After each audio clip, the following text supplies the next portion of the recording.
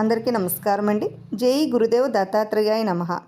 అసలు భగవంతుని అవతారములు ఎన్నో విందాం. ప్రసిద్ధమైన భగవంతుని అవతారాలు 10.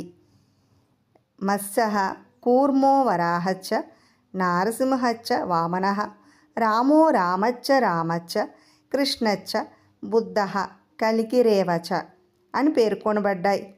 మత్స్యం, కూర్మం, వరాహం, నృసింహుడు, వామనుడు, పరశురాముడు, శ్రీరాముడు, బలరాముడు లేక కృష్ణుడు. బుద్ధుడు, కలికి, బలరామకృష్ణుల అవతారాలను వేరువేరుగా గ్రహించేవారు బుద్ధుణ్ణి లెక్కింపరు.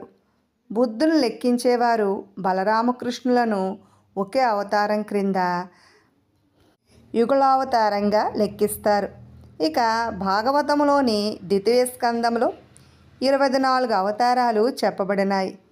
అవి 1 వారాహం, 2 సుయజ్ఞుడు, 3 కపిలుడు, 4 దత్తాత్రేయుడు, 5 సనకాదులు, 6 నరనారాయణులు, 7 ధ్రువుడు, 8 పృథువు, 9 ఋషభుడు, 10 హయగ్రీవుడు, 11 మత్స్యము, 12 కూర్మము, 13 నరసింహుడు, 14 ఆది మూలావతారము, 15 వామనుడు, 16 అంశ, 17 మనువు, 18 ధన్వంతరము, 19 పరశురాముడు, 20 శ్రీరాముడు, 21 బలరామకృష్ణుడు, 22 వ్యాసుడు, 23 బుద్ధుడు మరియు 24 కలికి. ఇందులో దశావతారాలు ఉన్నాయి.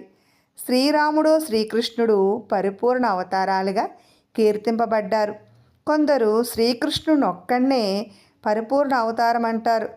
కృష్ణస్తు భగవాన్ స్వయం అనే భాగవత వచనాన్ని ఇందుకు ప్రమాణంగా చూపుతారు. తక్కిన అవతారాలన్నీ అంశావతారాలే. ఐశ్వర్యం, ధర్మం, యశస్సు, సిరి, జ్ఞానం, వైరాగ్యం ఇవి షడ్గుణాలు. జ్ఞానం, బలం, ఐశ్వర్యం, వీర్యం, శక్తి, తేజస్సు అనేవి షడ్గుణాలు కొందరు. ఈ గుణాలన్నీ పరిపూర్ణం కల శ్రీరామ శ్రీకృష్ణుల పరిపూర్ణ అవతారాలు కాగా, కొన్ని గుణాలను మాత్రమే కలిగిన తదితర అవతారాలను అంశావతారాలుగా భావించాలి.